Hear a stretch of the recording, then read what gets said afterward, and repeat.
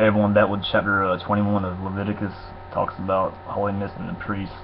It says, and the Lord said to Moses, speak to the priests, the sons of Aaron, and say to them, no one shall make himself unclean for the dead among his people, except for his closest relatives, his mother, his father, his son, his daughter, his brother, or his virgin sister, who is near to him, because she has had no husband. For her he may make himself unclean. He shall not make himself unclean as a husband among his people, and so profane himself.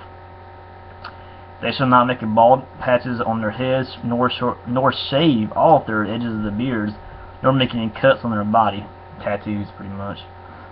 They shall be holy to their God, and not profane the name of their God, for they offer the Lord's food offerings, the bread of their God, therefore they shall be holy. They shall not marry a prostitute, or a woman who has been defiled, neither shall they marry a woman divorced from her husband, for the priest is holy to his God.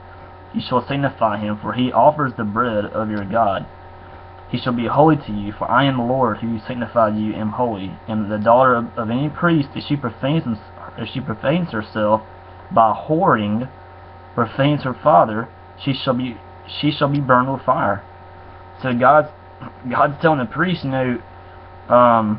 burn whores. I mean, that's what he's saying. Yeah, he's saying here, she profanes herself by whoring, by being a whore. It says she profanes her father, and she shall be burned with fire. That's how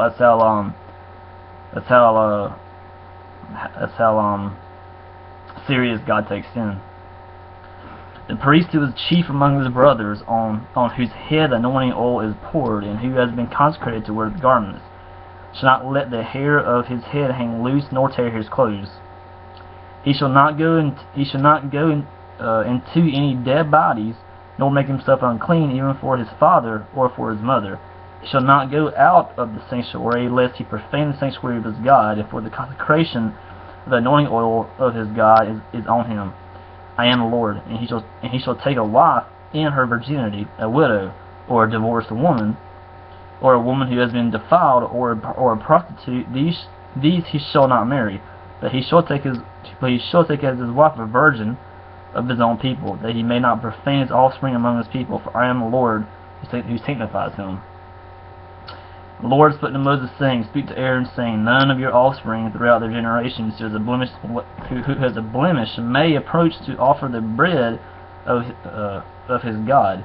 For no one who has a blemish shall draw near, a man blind or lame, or one who has a mutilated face, or a limb too long, or a man who has an injured foot, or an injured hand, or a hunchback, or a dwarf, or a man with a defect in his sight, or an itching disease, or scabs,